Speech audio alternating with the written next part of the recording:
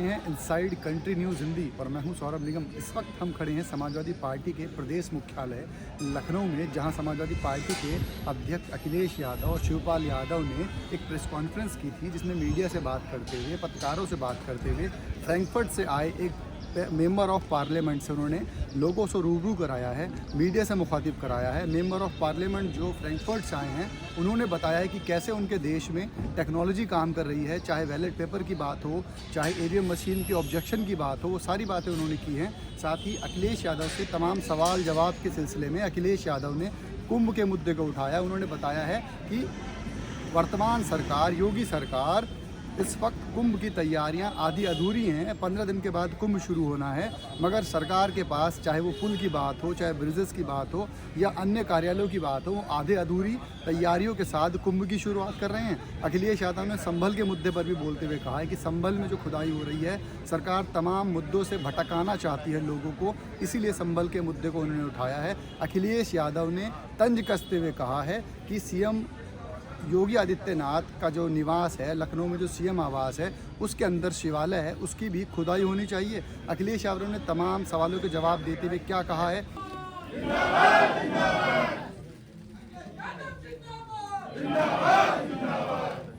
बहुत धन्यवाद आप लोगों का।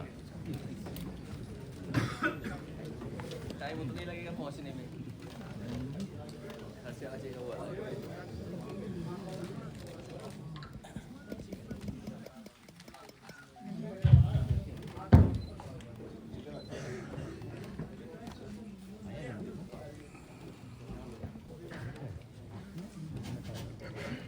आज की इस प्रेस कॉन्फ्रेंस में मैं सबसे पहले आदरणीय राष्ट्रीय अध्यक्ष समाजवादी पार्टी आदरणीय अखिलेश जी को प्रणाम करता हूं, उनको धन्यवाद देता हूं इस प्रेस कॉन्फ्रेंस के लिए। जो अपॉर्चुनिटीज को देखते हुए, यूपी में जो अनएम्प्लॉयमेंट को देखते हुए, यूपी में जो यंगर पॉपुलेशन को देखते हुए, कैसे जर्मनी में से कैसे इनको यूपी को कनेक्ट किया।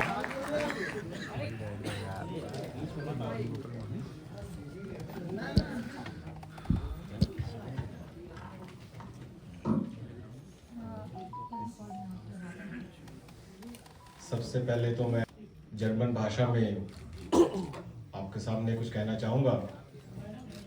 Es ist mir eine große Ehre, heute hier in Lucknow Sie alle kennenzulernen. Für mich als einen Repräsentanten von Frankfurt hier in Lucknow so herzlich begrüßen zu dürfen, ist eine große Ehre für mich. Ich bin sehr, sehr अध्यक्ष आदरणीय अखिलेश जी के कामों को पहचाना, जो उन्होंने 2015 में हमारे प्रदेश की जनता के लिए किए थे और युवाओं के लिए किए थे, उनको आपने पहचाना, उसके लिए आपको बहुत बहुत धन्यवाद। Now I will request Rahul Kumar Kamboj जी, जो मेंबर ऑफ पार्लियामेंट हैं फ्रैंकफर्ट से, मैं उनका धन्यवाद और आभार प्रकट करता हूं कि आज वो समाजवादी पार्टी के कार्यालय में हम लोगों से मिल रहे हैं। इधर राहुल कुमार कंबोज जी से बहुत दिनों से लगातार बात हो रही थी, कभी फोन पर, कभी पत्र द्वारा इनकी जानकारी मिलती थी। और मुझे याद है कब जब नेताजी हमारे बीच नहीं रहे, तो इनके माध्यम से शोक संदेश नेताजी को लेकर के आया था। उसके बाद से लगातार मैं इनके संपर्क में रहा हूं। मुझे खुशी है इस बात की कि आज हम लोग यहाँ पर लखनऊ में मिल रहे हैं। लखनऊ में मिलने के साथ साथ आपने एक अपॉर्चुनिटी दी है कि जो रिश्ता बन रहा है, जो हमारा आपका जुड़ने का संबंध बन रहा है, उसको हम और कैसे गहरा बनाएं, एक दूसरे के साथ चल करके इस प्रदेश के और इस देश की जनता को क्या लाभ पहुंचा सकें। मुझे खुशी होगी कि आज जब हम मिले हैं तो आने वाले समय में इस प्रदेश के लिए और हम लोग मिलकर के कुछ न कुछ ऐसा करें जिससे यहाँ की जनता को और खासकर जो नई पीढ़ी के लोग हैं उनका भविष्य बन सके। मैं आपका जब बायोडाटा देख रहा था तो उसके ऊपर सबसे पहले लिखा है बिल्डिंग ब्रिजेस और क्रिएटिंग अपॉर्चुनिटीज। मुझे लगता है कि आज सबसे ज्यादा इन्हीं चीजों की जरूरत है कि हम एक दूसरे के बीच में ब्रिजेस बनाएं, ब्रिजेस बन करके काम करें और उसी से हमें अपॉर्चुनिटीज मिलेंगी, उसी से हमारे रास्ते खुलेंगे। आज की पीढ़ी को सबसे ज्यादा नौकरी रोजगार की जरूरत है। अच्छी पढ़ाई, अच्छी ट्रेनिंग, अच्छी स्किल्स हो जाए उनके अंदर। हर नौजवान मेहनत करना चाहता है, वो अपने भविष्य को अच्छा बनाना चाहता है, वो भी खुशहाली देखता है तो अपने परिवार को खुशहाल बनाना चाहता है। काम काज करके, मेहनत करके वो अपना भविष्य और अपने परिवार का भविष्य बनाना चाहता है। हमें खुशी है इस बात की कि जर्मनी जैसा संपन्न देश, वहां पर एक हमें मित्र मिले हैं जिनसे लगातार हम लोग संपर्क कर करके दुनिया का मिल करेंगे। मुझे याद आ रहा है कि जब मैं जर्मनी गया था एक ऑफिशियल ट्रिप पे सरकार की तरफ से, उस समय जो सरकार के हमारे लोग थे, जर्मनी जाने का प्रोग्राम बना था। उस समय सबसे पहले हम लोग फ्रैंकफर्ट को उतरे थे, आरपी के कॉन्स्टिट्यूंसी में, और उस समय समाजवादी सरकार में हाईवे बनना था, इनिशियल स्टेजेस चल रही थी, और भी रास्ते थे हैनोवर पहुंचने के, और भी रास्ते थे जाने के। लेकिन उस समय मैंने तय किया कि फ्रैंकफर्ट एयरपोर्ट से हम लोग ऑटोबान सड़क से ही जाएंगे। कम से कम जर्मनी की जो सबसे बेहतरीन सड़क है, किसी जमाने में बनी थी, वो आज भी सड़क वैसी की वैसी दिखती है या उसमें और बढ़कर के सुधार हुआ है। जो सबसे बड़ी लाइफलाइन या यूरोप की या जर्मनी की मानी जाती है और बहुत हिस्टोरिकल रोड है वो ऑटोबान, उसमें मैं खुद चल करके फ्रैंकफर्ट से हैनोवर पहुंचा था। उसी समय मन बनाया था कि अगर सड़क यहाँ पर इतनी अच्छी बन सकती है तो कम से कम इसके बराबर भी उत्तर प्रदेश में हम लोग सड़कें बनाने का काम करेंगे। और यहाँ पर जितने हमारे पत्रकार साथी बैठे हैं या जो हमारे समाजवादी साथी मुझे हॉल में दिखाई दे रहे हैं, इन सब ने महसूस किया होगा कि जब वो आगरा लखनऊ में चलते हैं तो इनको दुनिया की बेहतरीन सड़कों में वो सड़क दिखाई देती है, और देश की सबसे बेहतरीन सड़क आज भी है। और जिस समय उद्घाटन हुआ था, नेताजी का जन्मदिन था, हम लोगों ने सबने मिल करके उस उद्घाटन के कार्यक्रम को सफल ही नहीं बनाया था, बल्कि देश के सबसे बेहतरीन हवाई जहाज जो थे सुखोई और मिराज, उनका टचडाउन उस हाईवे पे कराया था। वो समाजवादियों की सड़क थी, और समाजवादियों ने ऐसी डिजाइन सड़क की कि बाद में जो प्रधानमंत्री जी जिस सड़क पर उतरे थे वो भी समाजवादियों की डिजाइन की हुई सड़क थी। और जब मैं हैनोवर गया, वहां पर जो एग्जीबिशन थी उसमें शामिल हुआ, कार्यक्रम किया। एक बहुत फेमस वहां पर जू था, चिड़ियाघर, उसको भी मैं देख करके आया। और जब मैंने चिड़ियाघर देखा वहां पर तो मैं बहुत ही प्रभावित हुआ वहां पर। उसके बाद मैं लखनऊ के अधिकारियों को बुला करके, जो लखनऊ के चिड़ियाघर को देखते हैं, और उस विभाग के जितने भी संबंधित अधिकारी, उनको बुला करके मैंने कहा कि आप लोग भी यहाँ से सामान बांधिए, कुछ दिन हैनोवर देख करके आइए, वहाँ का जू देख करके आइए। वो अधिकारी जू देख करके आए थे। उसके बाद आपके लखनऊ के चिड़ियाघर को कुछ सुधारा था उन्होंने, जितना समाजवादियों ने सुधारा उतना ही सुधरा है। उसके बाद कोई सुधार उसमें अभी तक नहीं हुआ। उसके बाद मुझे, क्योंकि मुगल म्यूजियम बनाना था, यूरोप के बहुत बेहतरीन आर्किटेक्ट डेविड चिपरफील्ड, वो बर्लिन में रहते थे, उनकी ऑफिस बर्लिन में थी। हमारे एक साथी से परिचय हुआ, हम लोग उनके पास गए और उनका प्रेजेंटेशन देखा मुगल म्यूजियम को लेकर के, और वो काम आगे बढ़ाया समाजवादी सरकार में हम लोगों ने। यहाँ पर बहुत सारे साथियों को पता होगा कि देश का सबसे बेहतरीन म्यूजियम आगरा में बनने जा रहा था। उसका सिविल वर्क पूरा हो गया, जितना कुछ सिविल वर्क होना था पूरा हो गया। लेकिन जैसे ही सरकार गई, वो भी काम वैसे ही का वैसा अधूरा पड़ा हुआ है। मैं वहां पर एक बार गया था अचानक उस म्यूजियम को देखने, तो मैंने उनसे पूछा कि ये जो एसी नहीं लगे हैं, ये एसी कब लग जाएंगे? उसने कहा कि ये तो एसी खुले ही नहीं, इनकी वारंटी अपने आप खत्म हो गई है। तो वो जर्मनी के, और बाद में कुछ वर्षों के बाद, पिछले वर्ष 24 से पहले, डेविड चिपरफील्ड जो बहुत बड़े आर्किटेक्ट थे, यूरोप का सबसे बड़ा अवार्ड मिला था। इन बातों को मैं इसलिए बता रहा हूं कि जब बाहर हम लोग जाते हैं तो बहुत कुछ सीखने को मिलता है कि दुनिया कहां पहुंच गई है और हम कहां उलझे हुए हैं। हमें उम्मीद है आने वाले समय में उत्तर प्रदेश की जनता बदलाव लाने का काम करेगी और एक बार फिर हम लोग विकास के रास्ते पे, खुशहाली के रास्ते पर जाएंगे। हालांकि बहुत सी चीजों में हम लोग बहुत सुधार लिए हैं, अभी बहुत सुधार होने की जरूरत है।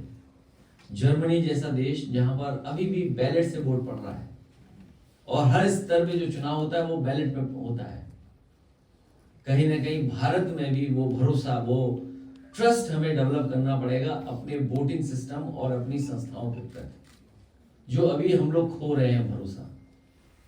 हमें उम्मीद है कि राहुल कुमार कंबोज जी के आने के बाद हम लोग लगातार संपर्क में रहेंगे।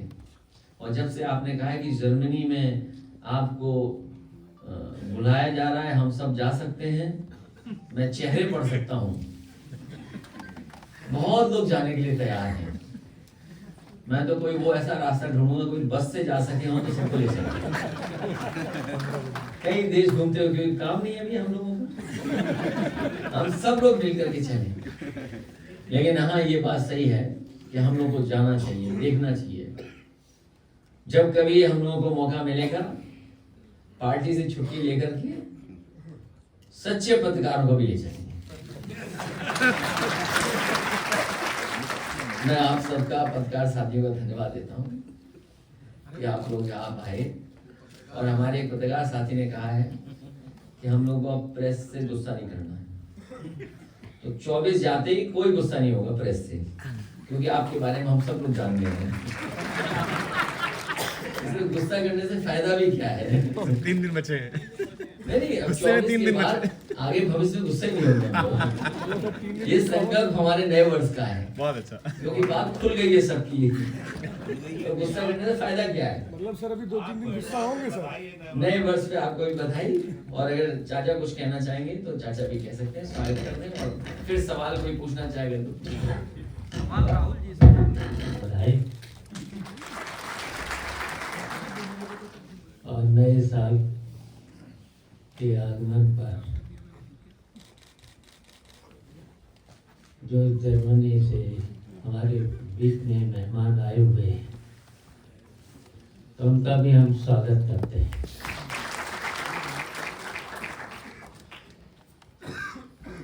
और अब राष्ट्रीय अध्यक्ष जी ने कह ही दिया है कि 24 की बातें हम सब लोग भूल गए और आगे हम लोग 25 में नई नई बातें करेंगे देश और प्रदेश के लिए। और देश और प्रदेश में हम लोगों को, खासकर समाजवादियों को, ऐसा काम करना है कि हम लोग मिल करके, और खासकर समाजवादियों से कहेंगे कि हम लोगों का केवल 2027 का मिशन है कि उत्तर प्रदेश में समाजवादी पार्टी की सरकार बनाने का और अखिलेश यादव फिर से मुख्यमंत्री बने। तभी जो कंपोज साहब ने हम लोगों को निमंत्रण दिया है, तो निश्चित हम लोग मिलकर के, जर्मनी और हम लोग उत्तर प्रदेश के लोग, समाजवादी पार्टी के लोग, हम लोग इस कामयाबी की ओर बढ़ें, जिससे यहाँ के जो उपेक्षित लोग हैं, खासकर किसान हैं, गरीब हैं, शोषित हैं, पीड़ित हैं, उनका आगे चल कर के सही रास्ता मिल सके और हम लोग खुशहाली की ओर और देश की तरक्की पर पहुंचे।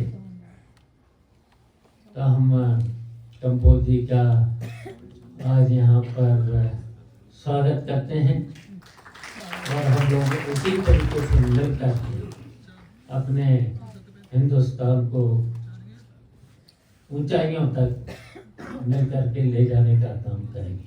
धन्यवाद।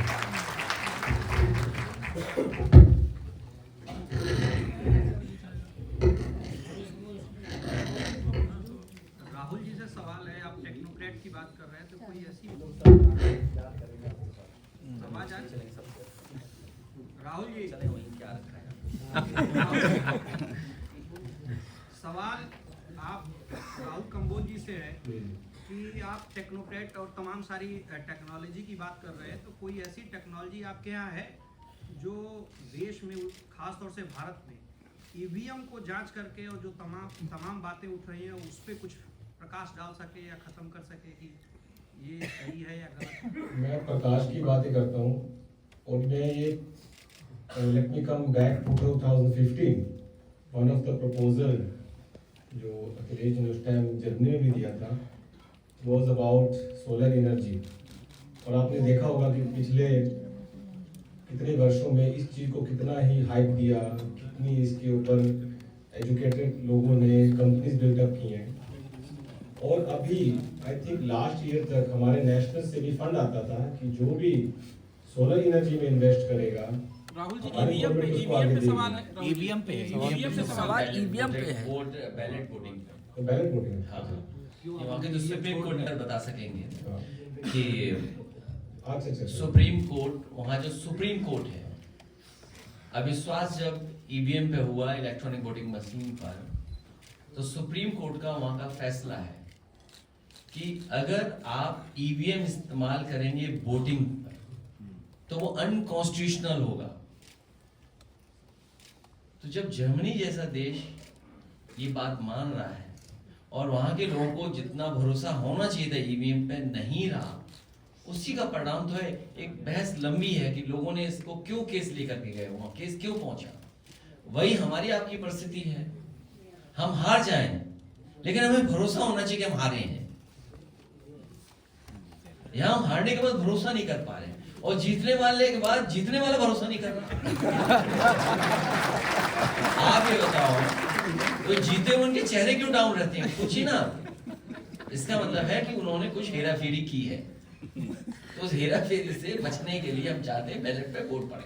अखिलेश जी इस वक्त पूरे देश का ध्यान ऐड करना चाहूंगा इसमें एक पॉइंट ऐड करना चाहूंगा कि जर्मनी एक्चुअली एक बहुत ही रिस्ट्रिक्टेड कंट्री है जिसमें डाटा प्रोटेक्शन लॉ बहुत हाई है। सो उसमें वो चीज आपको बैलेट के थ्रू करते हैं तो कम से कम उसमें आप रिकॉल कर सकते हैं, चेकिंग कर सकते हैं, जैसे मैंने बताया। तो डाटा प्रोटेक्शन लॉ को कोई भी ऐसे इतनी आसानी से तोड़ नहीं सकता, वो काफी हाई है, इसलिए पर के ऊपर ही अब तक सारा कार्रवाई हो रही है। अखिलेश जी इस देश का सबसे बड़ा उत्सव प्रयागराज में होने जा रहा है, सरकार बहुत तैयारी कर रही है, आप और आपकी पार्टी लगातार सवाल उठा रहे हैं। आपका अनुभव रहा है प्रयागराज में कुंभ कराने का, उस अनुभव के आधार पर आपको तैयारियां कैसी लग रही हैं? सरकार के सवालों पर क्या कहेंगे और जो आप सवाल उठा रहे हैं उसको लेकर क्या कहेंगे? कुंभ संपन्न हो, अच्छा संपन्न हो और सरकार जो सहयोग चाहे समाजवादी लोग उस पर सहयोग करने के लिए तैयार है। लेकिन जो व्यवस्था हम लोगों को दिखाई दे रही है और आप भी बेहतर जानते हैं कुछ चीजों को लेकर के, जब मैंने सवाल ये उठाया कि बिजली का काम अधूरा है और ब्रिज का काम जो होना चाहिए था पेंटोन ब्रिजेस का, वो काम अधूरा है। कई महीनों की तैयारी के बाद कुछ ही बन पाए थे ब्रिजेस और 20 से ज्यादा ब्रिजेस बनने उसमें।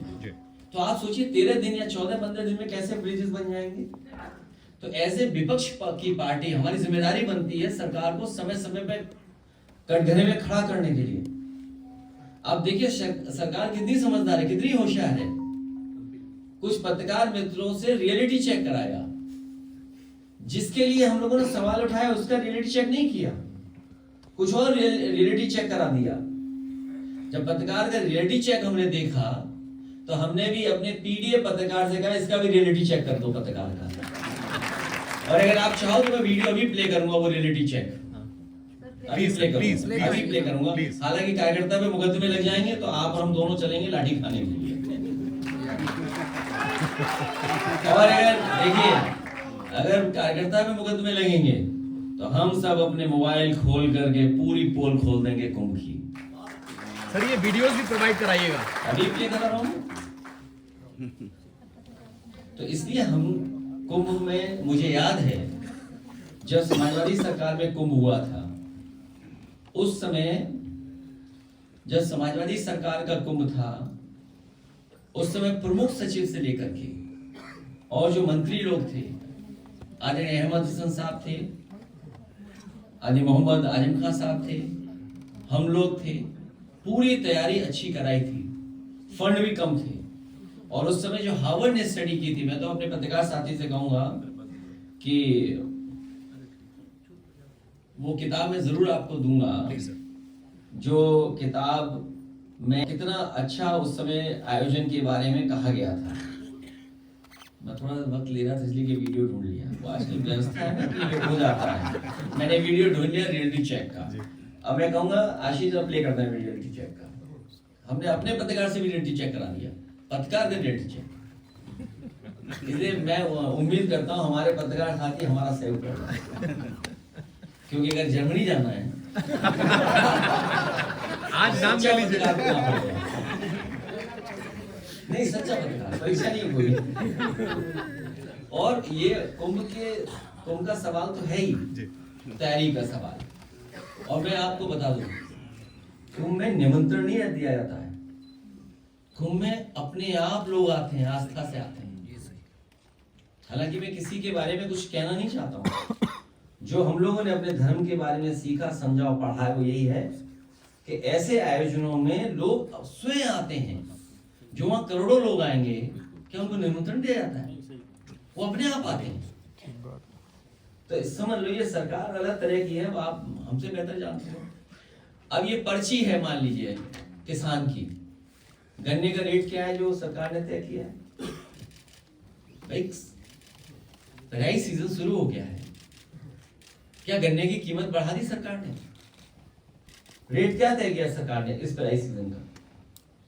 जो ये सीजन चल रहा है, सरकार क्या रेट दे रही है गन्ने का किसानों का, ये बताएं। क्या रेट वो घोषित होगा जिससे उनकी आय दोगुनी हो जाएगी? और महंगाई के हिसाब से क्या आय दोगुनी हो रही है उनकी? और फिर अर्थव्यवस्था कहां पहुंचा दी? 5वें नंबर पे, 3वें नंबर पे। और हमारे मुख्यमंत्री जी तो, उत्तर प्रदेश की सरकार तो 1 ट्रिलियन को छोड़ ही नहीं रही है। और इतना 1 ट्रिलियन बोल देगी, इतना 1 ट्रिलियन बोल देगी, आपको लगेगा 1 ट्रिलियन डॉलर इकोनॉमी हो गई यूपी की। सोचिए आप। तो जो सवाल वो है, उसके अलावा ये सवाल भी महत्वपूर्ण है कि अभी भी गन्ना किसान का रेट तय नहीं हुआ है, बिजली महंगी है, महंगाई बढ़ रही है, नौकरी रोजगार है ही नहीं। इसलिए मैं कहूंगा हमारे पीडीएफ पत्रकार का, रियलिटी चेक पत्रकार का चलाएं। उत्तर प्रदेश के राज्यपाल महोदया ने, ये देख लो, पहले देख लो, तुम्हारा भी रियलिटी चेक कराएं।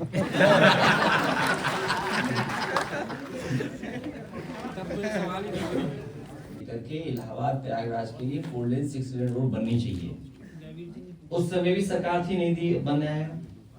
और आपको पता होगा, अखबार में हमने समय समय पर पढ़ा है कि ये गंगा एक्सप्रेस वे है, सर प्ले करा दीजिए। एक मिनट, जो गंगा एक्सप्रेस वे है वो कुंभ से पहले चालू हो जाएगा। कहाँ चालू हो गया बताइए आप? प्ले करो ये। भैया संदीप यादव बोल रहे थे इलाहाबाद से। और कैसे हैं आप, ठीक हैं? अरे भैया आपने एक रियलिटी चेक आज किया है, एक वीडियो में देख रहा था आपका, तो वो एसएसपी ऑफिस जो भैया निर्माणाधीन है, जो मेला प्राधिकरण वाला के सामने बन रहा है, उसको आपने नहीं दिखाया भैया। मेला प्राधिकरण के सामने भैया जो निर्माणाधीन है, अरे अस्थायी जैसे मेले के लिए तो बनाया जा रहा है ना भैया। नहीं, परमानेंट तो है ही है, लेकिन तो फिर इसको अच्छा भैया ठीक है, लेकिन जब इसको पैसा भैया अगर मान लीजिए कि वेस्ट हो रहा है फिर उसको बनाने नहीं आपने वीडियो में मैं देखा भैया तो मुझे लगा कि रियलिटी तो दिखानी चाहिए ना भैया आपको, ये मैं हमें लगा कि भैया इस तरीके से क्यों उसमें जो उसको क्यों नहीं दिखाया। सुरक्षा के शोक तो भाई मेले का ऑफिस तो ऑपरेट कर ही रहा है। नहीं वो ऑपरेट है, लेकिन हमने सवाल किया भैया मेला प्राधिकरण का जो निर्मित बन गया है, एसएसपी कार्यालय भी बहुत लेट है, ये तो भैया पहले से बनाना चाहिए था ना, क्योंकि वहाँ जगह कम है। एसएसपी कार्यालय तो तैयार है, जो मेले में कैंप ऑफिस बनता है उसकी बात है। नहीं वही कैंप ऑफिस तो मेले वहीं तो रहेंगे, इतनी बड़ी जगह कहाँ भैया, वो तो मैं भी देखा हूँ उसको, वहाँ छोटी जगह सब तो तैयार है। अरे परेड रहने थे भैया, लेकिन मेला प्राधिकरण मेला जो एसएसपी होता है उसका कार्यालय तो रहना चाहिए ना भैया। वो तैयार हो गया कच्चा वाला, तो ये भी कच्चा वाला तो तैयार होना चाहिए ना भैया, सवाल ये भी तो है। हम तो सवाल उठाएंगे, हम विपक्षी भूमिका में है भैया। ठीक है भैया, इसको भी आप दिखाइए भैया, मेरा निवेदन है कि ये भी सच्चाई दिखाइए आप। जी भैया, ठीक भैया। बाकी बातें आप सब समझते हैं। सर एक सवाल राहुल जी से था। राहुल जी आपकी मुलाकात पुष्कर सिंह धामी जी से हुई है, वहाँ क्या बातें हुई, क्या उत्तराखंड को लेकर कुछ विशेष चर्चाएं हुई हैं? और राहुल जी से मैं सवाल जोड़ लीजिए, समाजवादी जैसे आपने पार्टी के बारे में जानकारी ली किस तरह से काम करती है, इसके अलावा बीजेपी और भी पार्टीज हैं, उनको लेकर के क्या सोचना है? एक्चुअली हमारा एक ऐसे स्टेट ऑफ हैसन है हमारा जर्मनी में, उनके साथ मिलकर ये ब्रिज बनाया जाए, तो उसमें मैंने कई जो हमारी इंडिया की सरकारें उनसे बात की है, और ज़्यादा मैंने नॉर्थ में इसलिए ध्यान दिया क्योंकि मेरे पेरेंट्स जो है वो हरियाणा से हैं, तो आई स्टार्टेड इन हरियाणा, और उसमें काफ़ी और भी हमारे जो है कॉन्स्टिट्यूंसीज हैं उनके साथ बात चल रही है। और रिसेंटली ही देहरादून में हम जो है CM साहब से मिले, और प्रपोजल यही है कि उसमें जो प्रोजेक्ट्स हमने डिफाइन किए हैं उसके थ्रू हम इस चीज़ को आगे बढ़ाना चाहते हैं, और नेशनल लेवल पर भी ये चीज़ ऑलरेडी कर दी गई है, तो we want to do it also with the state, तो स्टेट टू स्टेट एक पार्टनरशिप होगी, उसके अंदर बहुत सारी अपॉर्चुनिटीज होंगी, और उसमें भी मैं चाहूँगा कि आने वाले कल में लखनऊ के लिए भी अपॉर्चुनिटीज क्रिएट किए जाएँ। गवर्नमेंट से मुलाकात करेंगे क्या आप? चीफ मिनिस्टर से मुलाकात करेंगे? हमारे मैसेज प्रेस कॉन्फ्रेंस कुछ पूछ रहे हैं कि क्या प्रोजेक्ट है, क्या करेंगे। जैसे मैं उदाहरण दूं आपको, मैंने कहा कि डेविड चिपरफील्ड गूगल करिए, इंस्टाग्राम में अकाउंट है, ऑन करो।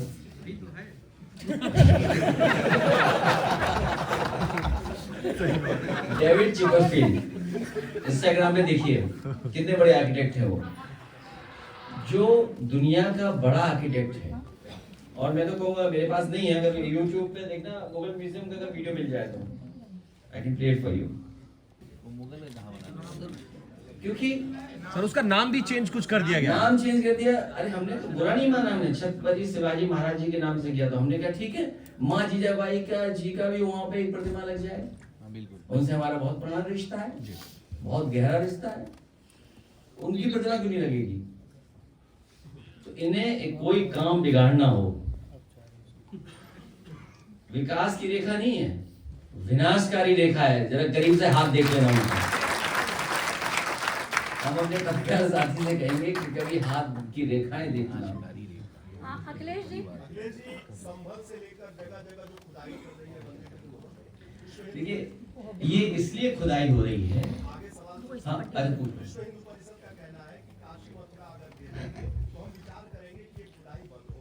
मेरे पत्रकार साथी सच बताऊं, मैं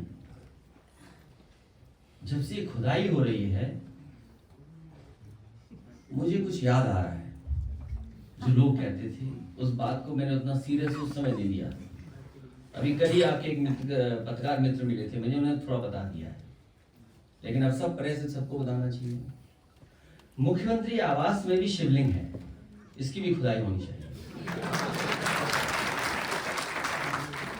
सच में हमारा भरोसा है कि वहां पर एक शिवलिंग है, उसकी खुदाई के लिए हम सब लोगों को तैयारी करनी चाहिए। और मैं तो अपने पत्रकार साथियों से कहूंगा कि आप लोग आगे आगे चलो, हम आगे पीछे पीछे चलेंगे। सर आपको लॉटरी नहीं दूंगा मैं पीछे। अखिलेश जी, आपके पुराने साथी ओपी राजभर जी, तो ये जो सवाल इन्होंने पूछा वो इसलिए खुदाई चल रही है।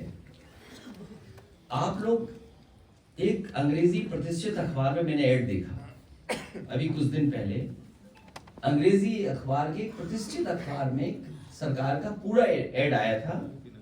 India economic power house, Uttar Pradesh को माना उन्होंने, और वो कहते हैं कि हम उद्यम प्रदेश बनाएंगे इसको। और उद्यम प्रदेश में ये कहते हैं कि इन्वेस्टमेंट के लिए हमें जो टारगेट है हमारा, देखिए इन्वेस्टमेंट के लिए, उद्यम प्रदेश बनाने के लिए जो हमारा टारगेट है वो है 1.5 लाख एकड़ जमीन एक्वायर करनी है। सोचिए आप, जो एमओयू हुए इन्वेस्टमेंट के लिए, सरकार के पास जमीन नहीं है, सरकार उद्यम प्रदेश बनाना चाहती है और टारगेट क्या फिक्स किया है कि लैंड बैंक बनाएंगे 1.5 लाख एकड़।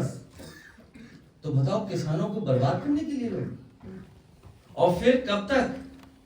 27 तक जमीन एक्वायर करेंगे। इसका मतलब ये हुआ कि बहुत समझदार अधिकारी है, वो जानता है कि काम ऐसे ही करते रहो, फाइल चलाते रहो, 27 में जब सरकार बदल जाएगी तब असली इन्वेस्टमेंट आएगा। ये लिखा है, ये पढ़िए आप, ये मैं कोई अपनी तरफ से नहीं कह रहा हूं, ये तो अखबार का ऐड है इनका। और फिर जो एमओयू किए थे अब उनसे नहीं हो रहा, सीडीआर रेशियो उनसे नहीं बढ़ने जा रहा बैंकिंग का। जो बड़े बड़े एमओयू हुए थे, जो आपने हमने सबने कैमरे और टीवी पे देखा था, तो उसमें सीडीआर रेशियो बढ़ाने की बात हुई थी। तभी बढ़ता कि जब इन्वेस्टमेंट आता तो वो लोन लेते, तो सीडीआर रेशियो स्टेट का बढ़ता। अब स्टेट का सीडीआर रेशियो नहीं बढ़ रहा है, सीडीआर रेशियो नहीं बढ़ रहा है स्टेट का। कह रहे हम डिस्ट्रिक्ट लेवल पे लोन दिलवाएंगे। जो हमारे एक साथी कह रहा था उधार, अब बताओ कितना हो गया उधार। ये उधार में सबसे आगे निकल जाएंगे, नंबर 1 होंगे उधार में, सबसे ज्यादा कर्ज ये करके जाएंगे, पूरा खजाना खाली करके जाएंगे लोग। यदि उत्तर प्रदेश की जनता जान ले कि ये सरकार पूरा खजाना खाली कर देगी। बात खुदाई की हो रही थी सर, बात खुदाई की हो रही थी। जल मिशन के तहत पानी की टंकियां बनाई जा रही बिना सॉइल टेस्ट के, और वो गिर रही हैं और मौतें भी हो रही उससे। उत्तर प्रदेश में जो पानी की टंकियों का निर्माण हो रहा है बिना सॉइल टेस्ट के बारे में मत सोचो, नए मुद्दा आ गया, मुख्यमंत्री आवाज में सिंगिंग है। सर आपके पुराने साथी ओपी राजभर जी ने कहा है हनुमान जी राजभर जाति के हैं। उन्हें पता ही नहीं, हम तो कुंभ में कई बार। आप मेरी बात समझ रहे हो, आप भी जानते हो, जानबूझ करके ध्यान हटाने के लिए ये फैसले सरकार लेती है। जब अखबार में ये ऐड दे रहे हैं सरकार के लोग और कह रहे हैं कि हम इतनी जमीन तब एक्वायर करेंगे, इन पे पैसा कहाँ है? और अगर एक्वायर करेंगे उसके लिए क्या बजट में पैसा था? और ये जो बजट आने वाला है ये सेकंड लास्ट बजट है सर, कोई पैसा नहीं रखा इन्होंने जमीन एक्वायर के लिए। आपको पूछना चाहिए, आपके विभाग का तो खूब आ जाता बजट, इसलिए नहीं पूछते हो आप। भाई आपके विभाग का बजट पर्याप्त आ जाता है, इसलिए नहीं पूछते हो आप। जब 1.5 लाख एकड़ जमीन एक्वायर करनी है, उसलिए बजट कहाँ है सरकार के पास? सरकार बताए बजट कहाँ है? अखिलेश जी, बुलडोजर एक्शन को लेकर के सुप्रीम कोर्ट ने उत्तर प्रदेश सरकार को, अरे पूछ ही लेंगे, बड़ी बात है। हमने उत्तर प्रदेश सरकार के ऊपर रोक लगाने की कोशिश किया, ये भी कहा कि मुआवजा देंगे। उसके बावजूद यूपी में बुलडोजर चल रहे हैं, अयोध्या में रमेश गुप्ता का घर गिरा दिया गया और वो लोग सारे डॉक्यूमेंट्स लेकर के खड़े थे। तो इसको लेकर के जो है क्या विपक्ष कुछ विरोध वगैरह करेगा? ये अनकॉन्स्टिट्यूशनल काम करती है सरकार जानबूझ कर, इसका विरोध करेंगे।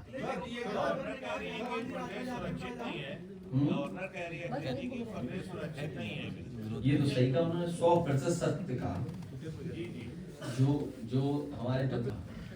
और अगर आप जानना चाहते हो तो वो भी पढ़ देता हूँ, घटना आज की पढ़ देता हूँ मैं। बताओ कितनी पढ़ूं घटना आज की। लेकिन बड़े दिनों बाद राजभवन से कोई प्रेस कॉन्फ्रेंस हुई, राजभवन में खुद इलीगल कंस्ट्रक्शन हो रहा है, आज तक किसी ने कुछ नहीं बोला। क्यों? गेट के बाहर इलीगल कंस्ट्रक्शन नहीं क्या? जो हमारी बहन बोल रही है कि हर एक क्या बुलडोजर चल जाता है, पर बताओ उसका नक्शा किसने पास किया? मैं इतने पत्रकार साथियों के सामने पूछ रहा हूँ, बताओ उसका नक्शा किसने पास किया? मुझे याद है जब मुझे घर में जाना था तो ये आरएसएस के वकील से इन्होंने पीआईएल करवाया था। नहीं करवाया था क्या पीआईएल?